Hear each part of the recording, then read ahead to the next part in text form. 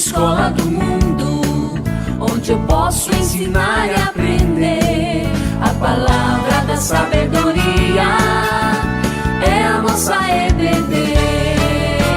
Deus é o nosso diretor, o Espírito Santo nosso professor. A Bíblia é a cartilha que ensina o caminho, a verdade e a vida. Deus é o nosso diretor, o Espírito Santo nosso professor. A Bíblia é a cartilha que ensina o caminho, a verdade e a vida.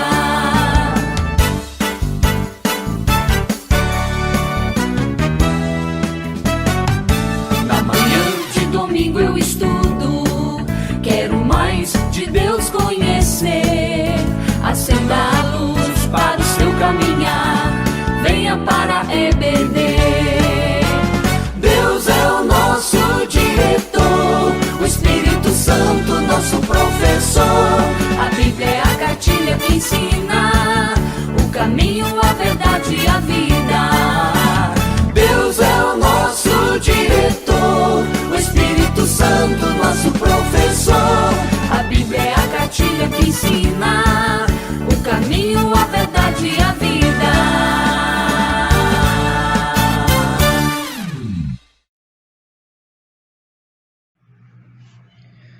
Olá, irmãos, bom dia, boa tarde, boa noite, boa Páscoa.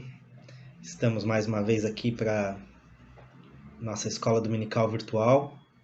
Hoje um fim de semana muito especial para nós, né? O fim de semana mais importante dos cristãos, para os cristãos, que é a Páscoa, pela comemoração, pela lembrança desse acontecimento, o acontecimento mais importante da história, morte e ressurreição de Jesus.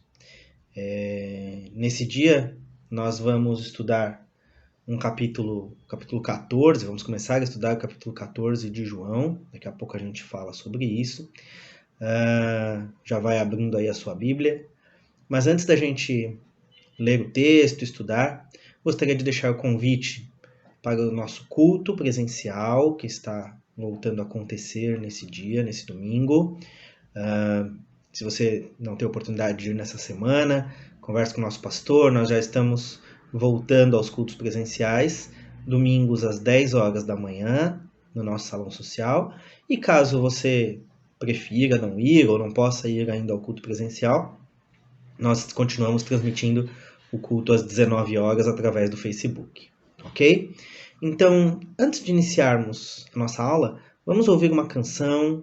É uma canção que fala sobre esse texto, né? Que expressa esse texto que nós vamos estudar. Então preste atenção, medite, daqui a pouco a gente volta.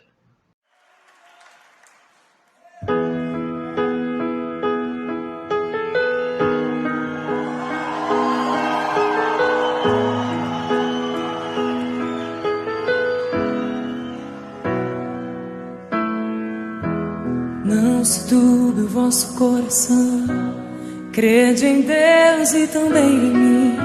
Na casa de meu pai há muitas moradas. Se não fosse assim, eu não teria dito: vou preparar-vos um lugar. Eu virei e vos levarei. Vós conheceis o caminho para onde eu vou. Eu sou o caminho, a verdade e a vida. Ninguém vem ao Pai a não ser por mim. Em verdade eu vos digo, porque eu vou para o Pai. Mas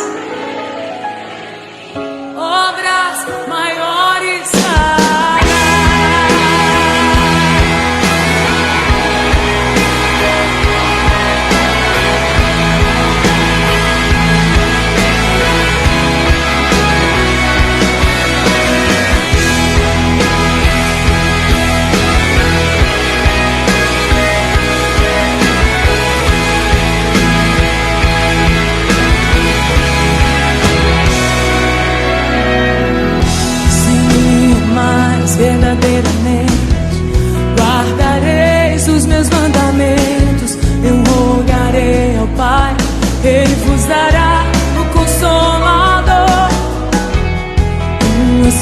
Espírito da verdade, que o mundo não pode receber, mas Ele habita em vós e estará em vós para sempre. Aquele que tem os meus mandamentos, esse é o que me ama. E se alguém me amar, será amado por meu Pai. Eu também o amarei e me manifestarei a Ele.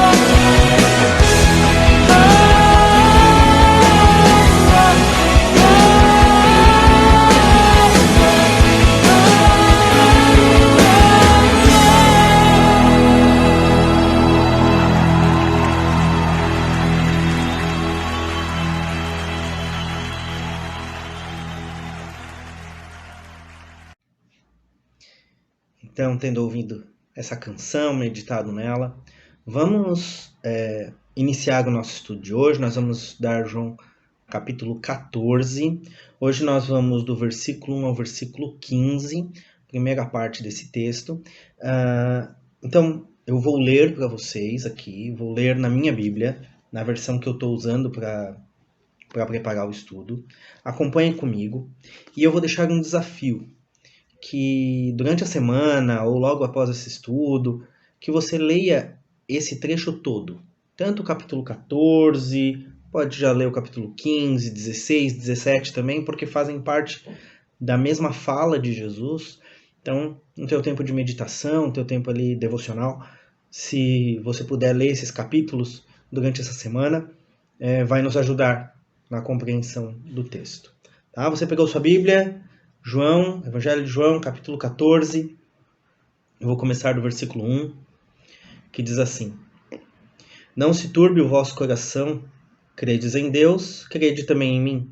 Na casa de meu pai há muitas moradas. Se assim não fora, eu vou-lo teria dito, pois vou preparar-vos lugar.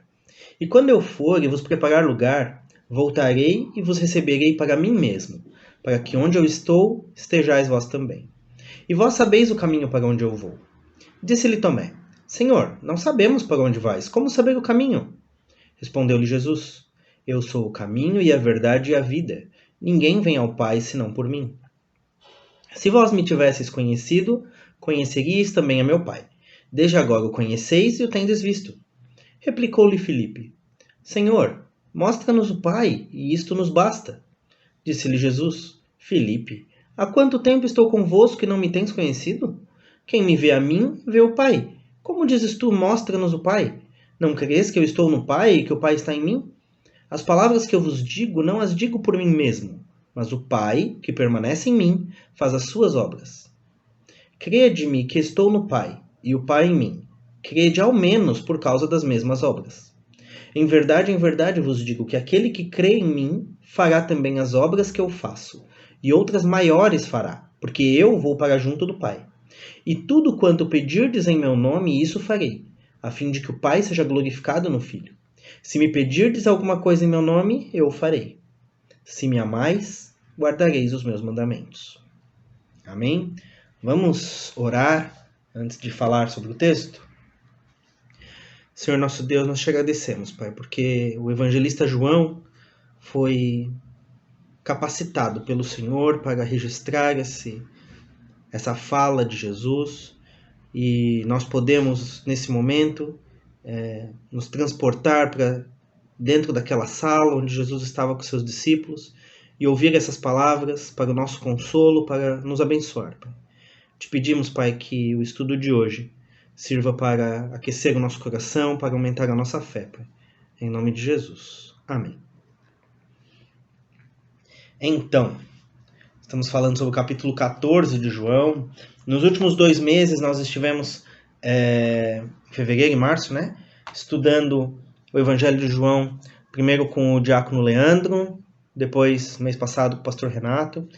E eu só vou dar uma lembradinha no contexto, nesses últimos capítulos que nós temos estudado, né, que são justamente esse período dessa última semana de Jesus na Terra, que nós estamos comemorando nessa semana da Páscoa, né? Então, Jesus e os seus discípulos, agora no capítulo 14, já estão dentro do cenáculo, que é aquela sala onde eles vão se alimentar, né, da última ceia de Jesus, mas na verdade a primeira ceia da cristandade, né, que Jesus institui a Santa Ceia para os seus discípulos, para a igreja. Então é nesse contexto que Jesus está instituindo a ceia. Lá no capítulo 13, Jesus lavou os pés dos seus discípulos e, né, aconteceu toda aquela situação de Pedro dizer não e depois dizer sim, me lava o corpo todo e tal. Depois ele indicou quem seria o traidor. Na verdade, Judas Iscariotes se trai, né, se indica e sai da sala. Mesmo que provavelmente os outros discípulos não tenham entendido isso, mas ele foi indicado e saiu da sala. Então, nesse momento, Judas não está mais aqui, tá? Não está mais nessa sala. Ali no capítulo 13, né, o pastor Renato trabalhou com a gente isso semanas atrás. Ele instituiu aquele novo mandamento, dos versículos 34 e 35, que não é um novo mandamento, apesar de alguma diferença, né? Então, o novo mandamento vos dou, que vos ameis uns aos outros, assim como eu vos amei, que também vos ameis uns aos outros. E na sequência, ali nos últimos versículos, o pastor Renato falou sobre isso domingo passado, houve aquele momento em que Jesus indica para Pedro que Pedro vai traí-lo. Então, por que eu faço esse contexto? Porque para a gente entender que quando Jesus começa a falar no versículo 1 do capítulo 14, há um clima muito pesado naquela sala, e os apóstolos estão muito confusos mesmo. Há uma percepção de que Jesus está se despedindo, todos estão entendendo isso, Jesus está dizendo isso, mas os apóstolos não sabem exatamente o que vai acontecer, e se Jesus está se despedindo, todas as suas expectativas, como judeus, né, que estão esperando o Messias, e mesmo como discípulos daquele grande mestre, vão para o chão. Se Jesus vai morrer ou se Jesus vai embora, né? Onde ficam as nossas expectativas? Por que nós dedicamos 3 anos da nossa vida para seguir esse cara se esse cara vai embora? Ou pior, se esse cara vai morrer? Se ele é tão vulnerável assim, então por que nós o seguimos? Então Jesus inicia esse discurso no versículo 1, que vai até o final do capítulo 17, né, 14, 15, 16 e 17, 4 capítulos. Lá no final do 17, Jesus encerra com uma oração. Tá? Essa oração é muito especial. Quando nós chegarmos lá no capítulo 17, nós vamos ver, né, que Jesus, na verdade, está orando por nós, inclusive. E logo que acaba essa oração, essa cena do cenáculo acaba, eles vão para o jardim, Jesus vai fazer oração, os apóstolos vão dormir, Jesus vai ser preso. Toda a história da paixão mesmo, que é a quinta noite, a sexta, o sábado, o domingo, né, que nós comemoramos nessa semana. Então, essa é a última noite, essa que nós estamos lendo agora. É a última noite, são os últimos momentos do grupo reunido. Tá? É a última noite de Jesus vivo, porque antes de se completarem 24 horas, Jesus já estará morto. Tá? No final da sexta-feira, Jesus já morreu. Então, Jesus aproveita esse tempo para ensinar, preparar e consolar os discípulos. Se ele faz isso com aqueles discípulos, com os apóstolos, ele também está fazendo isso com a gente. Então é um texto maravilhoso para nós mergulharmos, nos aprofundarmos nele, justamente buscando ensino, preparação e consolo em Cristo. Vamos ao texto então. Essa fala de Jesus é uma fala para nós. Tá? Era para aqueles apóstolos, mas é para nós, é para os discípulos em geral. Por isso que ficou registrado, né? Não é uma fala exclusiva de Jesus para aqueles 11 que estão na sala. Só vai servir para aqueles 11. É para toda a igreja. Por isso, João, tantos anos depois, quando ele vai registrar o Evangelho, ele coloca esse texto no papel, né? Para as igrejas que vão ler naquele primeiro momento, naquele primeiro século, e nós que estamos lendo 2000 anos depois. Então, é muito importante que nós meditemos nesse texto. O que eu quero dizer com meditar? Que a gente volte a esse texto e leia esse texto mais vezes. Mais vezes. Eu digo isso porque ele é um texto particularmente muito querido para mim.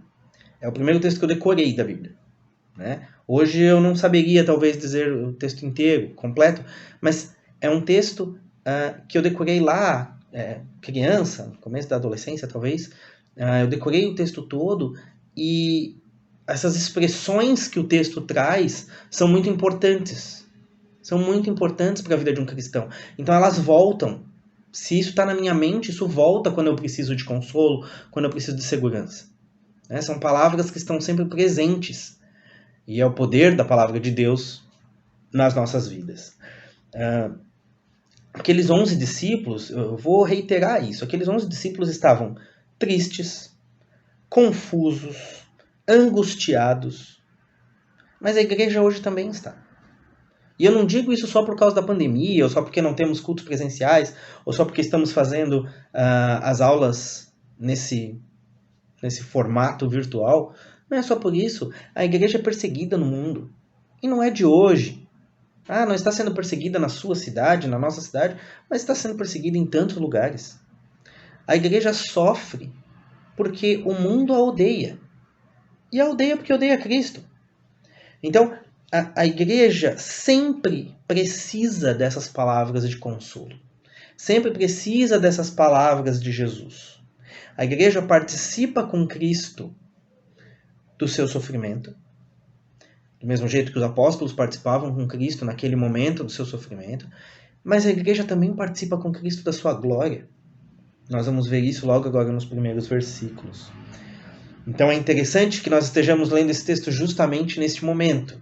Nessa semana da Páscoa, mas também nesse momento de pandemia, 1 ano já nessa situação no Brasil. Isso é a providência de Deus, é o consolo de Deus, é a bênção de Deus nas nossas vidas e nós precisamos estar atentos e agradecidos por isso. Vamos aos versículos. Eu queria mostrar para vocês ali, falar para vocês sobre o primeiro versículo, né? Não se turbe o vosso coração. Turbe tem a ver com turbilhão, né? Turbe tem a ver com essa agitação. Em diferentes versões da Bíblia, as expressões são muito parecidas, tá? Essa Bíblia que eu li para vocês é a Nova Versão Internacional, né? Não se turbe. Também na Almeida, né? Corrigida, revisada, não se turbe. Na Bíblia de Jerusalém, que é a Bíblia utilizada pelos católicos, não se perturbe, que é basicamente a mesma coisa. Na NVT, Nova Versão Transformadora, que é uma versão mais recente, com uma linguagem um pouco mais atualizada, não deixem que o seu coração fique aflito. Na tradução da linguagem de hoje, que é uma outra versão um pouco mais antiga, mas também uma linguagem bem simples, não fiquem aflitos. Então é isso, né? É no sentido do seu corpo, do seu coração estar perturbado, estar aflito. Tá? E Jesus diz, não se turbe o vosso coração, não perturbe o vosso coração. Vale para os apóstolos, que não estavam entendendo nada do que ia acontecer na sequência, ou boa parte eles não estavam entendendo. Como para nós, também vale para nós, porque mesmo nós sabemos o fim da história, nós sabemos o fim dessa história. Jesus vai ser morto menos de 24 horas depois, mas Jesus vai ressuscitar no 3º dia. Nós sabemos, mas mesmo assim, nós esperamos pela provisão de Deus em várias situações, e mesmo pela volta de Cristo, então nós também corremos o risco de estar perturbados. E Jesus diz, não se turbe o vosso coração. E ele não diz só não se turbe como uma ordem, mas ele dá a alternativa. Se você não se perturbar, o que você faz? Você crê em Deus, então crê em mim também. Credes em Deus, crede também em mim. Não fica muito claro nas traduções, diferentes traduções vão mostrar um pouquinho diferente, mas isso pode significar assim: vocês já creem em Deus.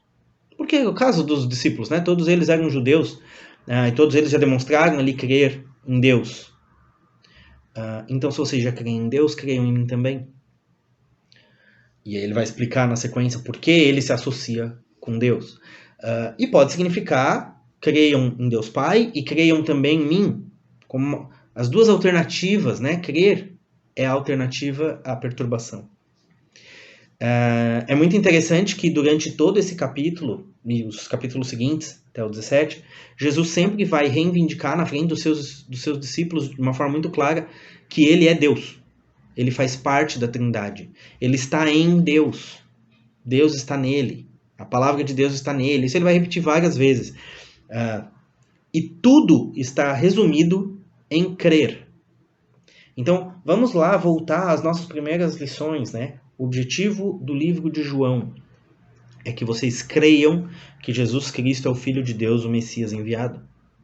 Então, aqui de novo em João, capítulo 14, no versículo 1, ele volta a dar a solução. Não fiquem perturbados, a solução é crer em Jesus Cristo, o Filho de Deus. Creiam. Toda a esperança e o conforto ou o consolo que nós precisamos para o nosso coração parte de crer em Jesus Cristo. É a primeira, é a base, é o fundamento para o consolo, para o conforto. Versículos 2 e 3. Na casa do meu pai há muitas moradas. É muito interessante. Vamos passar um pouquinho as páginas. Vamos ao Apocalipse. Lembrem-se que o livro de Apocalipse também foi escrito pelo apóstolo João. Né? Talvez mais ou menos na mesma época. Tá? João já era velho, já, quando escreveu tanto um quanto o outro. Apocalipse capítulo 7, versículo 9. É uma parte da visão do céu que João tem. No versículo 9 diz assim, Apocalipse 7, 9. Depois dessas coisas vi e eis grande multidão que ninguém podia enumerar, de todas as nações, tribos, povos e línguas, em pé diante do trono e diante do Cordeiro, vestido de vestes brancas com palmas nas mãos. E clamavam em grande voz, dizendo: ao nosso Deus que se assenta no trono e ao Cordeiro pertence a salvação. Interessante. Com palmas nas mãos, nos remete à entrada triunfal que nós vimos pouco antes, né? Aconteceu poucos dias antes. Mas essa grande multidão, e aqui muitas moradas. Então, faz parte desse consolo, né? Que a gente saber que Deus, em Jesus Cristo, está cumprindo a promessa que ele fez a Abraão. Lá em Gênesis, agora vocês vão ter que andar um pouquinho mais as páginas aí. Gênesis, capítulo 22, versículo 17. Porque depois daquela provação em que Deus pede que Abraão sacrifique Isaac, e depois ele dá o livramento, e Abraão não precisa sacrificar Isaac. Quando Deus vai explicar, vai falar para Abraão, ele diz o seguinte, Gênesis 22, versículo 17. Deveras te abençoarei, e certamente multiplicarei a tua descendência como as estrelas dos céus, e como a areia na praia do mar. A tua descendência possuirá a cidade dos seus inimigos. Nelas serão benditas todas as nações da terra, porquanto obedeceste a minha voz. Deus cumpriu essa promessa para Abraão na constituição do povo de Israel. Mas Deus cumpre completamente essa promessa feita a Abraão na igreja. Por quê? Porque é realmente um povo que nós não conseguimos nem contar, que nós não conseguimos nem mensurar. Há irmãos nossos, descendentes de Abraão, no sangue, mais do que na carne, né? Mas no sangue de Jesus, descendentes de Abraão vivendo em todos os recantos do mundo, em todas as épocas. Então, Deus cumpre isso, e isso faz parte do consolo que Jesus dá aos seus discípulos. Não se turbe o vosso coração. Na casa do meu pai há muitas moradas. O povo de Deus é muito grande. Muito grande. É uma esperança, mesmo quando nós nos sentimos sozinhos, né? E nós temos nos sentido sozinhos nesse tempo da pandemia, estando isolados em casa muitas vezes, sem poder nos reunirmos como igreja, sem poder nos reunir com pessoas, às vezes, da nossa própria família. E faz parte do consolo saber que há muitas moradas. Na casa do meu pai há muitas moradas. O meu povo é muito grande e eu estou abençoando esse povo mesmo quando vocês estão separados, mesmo quando vocês estiverem tristes, né? Os apóstolos, ao verem Jesus Cristo na cruz, vão se sentir terrivelmente isolados, principalmente porque eles fugiram. Eles correram na hora que Jesus foi preso. Então todos eles estão terrivelmente tristes e abandonados. O próprio Jesus na cruz se sente abandonado pelo Pai. Isso faz parte, né, do processo. Mas o nosso consolo é falar sobre o céu. É falar sobre o dia em que isso acaba. E que esse isolamento não é real. Que a vida de verdade é a igreja reunida, é o povo de Deus, a família de Deus reunida. Os versículos 4 e 5 são conhecidos de todos nós. E é muito interessante porque você olha em todas essas versões que eu falei, né? E as palavras são sempre iguais. Porque são palavras-chave do livro de João, palavras-chave da Bíblia, palavras-chave do ministério de Jesus. A pergunta de Tomé é interessante, porque nós conhecemos Tomé basicamente só pelo evento lá da sua incredulidade, né, após a ressurreição. Mas olha a pergunta de Tomé. Nós não sabemos para onde vais. Como saber o caminho? Ele demonstra que eles não tinham entendido ainda quem era Jesus. Por mais que progressivamente eles vão entendendo que Jesus é o Messias, que Jesus é o Filho de Deus, que ele é o prometido dos profetas. Isso tudo eles estão entendendo. Mas há algo específico que eles ainda não entenderam. Para onde Jesus estava indo? Jesus estava indo para a cruz. Jesus veio até Jerusalém e agora em Jerusalém ele está indo para a cruz. Mas ele está indo para o céu, para a glória, para o trono. E a resposta de Jesus responde as duas perguntas, né? Nós não sabemos para onde vais. Para o Pai. Jesus diz, estou indo para o Pai. E como saber o caminho? Eu sou o caminho, a verdade e a vida. Ninguém vem ao Pai senão por mim. Um comentário importante é que quando Jesus usa a expressão eu sou, e quando João registra a expressão eu sou, para qualquer judeu fica evidente que Jesus está falando que ele é Deus. A gente já falou disso em outros estudos. Eu sou é aquela fórmula que Deus usou para Moisés, lá no monte. Né? E se o povo me perguntar qual é o teu nome, o que eu digo? Meu nome é eu sou. Porque isso quer dizer que Deus é acima de qualquer outra coisa, acima de qualquer adjetivo, acima de qualquer qualificação. Então ele está reivindicando ser Deus. E além disso, ele está reivindicando que o único caminho para Deus, apesar do mundo dizer que cada um tem o seu caminho, cada um tem a sua verdade, cada um cuida da sua vida, o mundo diz isso, mas isso não é a verdade. A verdade é que só existe um caminho, uma verdade e uma vida, que é o próprio Jesus. Outro discípulo então faz uma pergunta. Filipe joga uma pergunta, e essa também é uma pergunta muito interessante, porque Filipe já tinha testemunhado para Natanael, seu companheiro, lá quando Jesus o escolhe, né? Ele diz para Natanael, achamos aquele de quem Moisés escreveu na lei e a quem se referiram os profetas. Então, ele sabe quem Jesus é, que Jesus é o Messias ungido. Mas essa associação entre Jesus ser o Messias ungido e Jesus ser Deus, isso ainda está amadurecendo. E isso faz parte desse consolo que Jesus está dando. Porque isso nos traz a segurança. Né? Mostra-nos o Pai, é o que Filipe pede. E Jesus responde, quem me viu, já viu o Pai. Eu sou a manifestação de Deus para a igreja. A manifestação de Deus para o mundo. Nós temos a Bíblia, né? O relato da Bíblia. Os judeus só tinham a parte escrita do Antigo Testamento. E o que é o grande efeito da vinda de Jesus? é que o que completa aquela primeira manifestação que foi dada aos profetas, que foi dada a Moisés e tal, é a chegada do próprio Deus.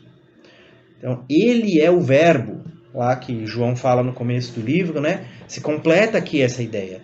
Ele é o próprio Deus manifestado agora, sentado na mesa comendo pão. Né? Quem vê Jesus, vê o Pai. E daí ele vai falar sobre essas obras, né, que são as mesmas obras, porque Jesus veio para fazer a obra do Pai. Porque eles são um, eles são Deus. Né? Jesus é o ungido. O que Filipe já tinha entendido quando faz essa pergunta. Mas talvez Filipe não tivesse entendido que Jesus é maior do que Abraão, do que Moisés, do que Davi, do que Elias, que eram os ungidos do Antigo Testamento. E por que Jesus é maior? Daí Jesus explica isso. Eu estou no Pai e o Pai está em mim. Isso está lá no versículo 10. O Pai permanece em mim.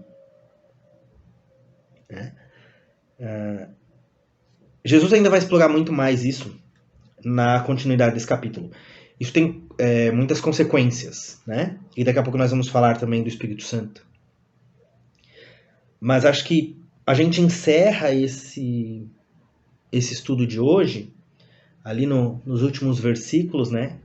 Entendendo que conforto e segurança, que é o que Jesus está prometendo, propondo ali no primeiro versículo, não se turbe o vosso coração. Conforto e segurança vem do fato de crer que Jesus é Deus. Porque daí nada saiu do controle. Jesus morre na cruz, mas Jesus vai ressuscitar e isso faz parte de todo o plano que ele construiu. Nada foge do controle de Deus. Então, é isso que nós temos que ter segurança. Porque daí, versículo 14, se me pedirdes alguma coisa em meu nome, eu farei, é claro, porque daí você já entendeu que Jesus é Deus. Então você já entendeu que as coisas estão no controle dele. Que ele tem os propósitos. E você será imensamente grato porque Jesus te incluiu nesse propósito. Jesus te trouxe para dentro desse propósito. Então, se você vai pedir algo, é principalmente agradecendo por você poder fazer parte desse processo. Versículo 15. Se me amais, guardareis os meus mandamentos. Claro, nós não estamos mais presos à lei no sentido do legalismo, no sentido de termos que cumprir cada regrinha, pensando que aquelas regrinhas vão nos salvar, como os fariseus e tudo mais. Mas a lei e tudo que Deus diz, tudo que Deus revela de si próprio, diz para nós o que ele valoriza e o que ele ama. Se eu amo o Senhor, eu guardo os mandamentos. Eu busco o Senhor. Eu vou meditar na sua palavra, eu vou buscar a sua palavra. Eu vou procurar os meus irmãos, porque os meus irmãos são parte desse processo também. Deus me incluiu, Deus incluiu cada um de vocês nesse processo. Então nós queremos estar juntos. E nós vamos amar, e nós vamos fortalecer uns aos outros. Porque nós cremos que Jesus é Deus. E que isso que ele está fazendo, esse caminho para onde ele está indo, é o caminho que nos levará para as mansões lá. Para as casas, né, as moradas, as muitas moradas que há no céu. Então, é uma mensagem de consolo, uma mensagem de segurança que muito apropriada, acho, para esse dia, a Páscoa, nesse ano tão difícil, mas em que nós podemos lembrar quem é Jesus e o consolo que isso nos traz. Uma ótima semana, uma ótima Páscoa a todos, que Deus esteja com a sua igreja e que na semana que vem a gente possa continuar a estudar a sua palavra. Amém?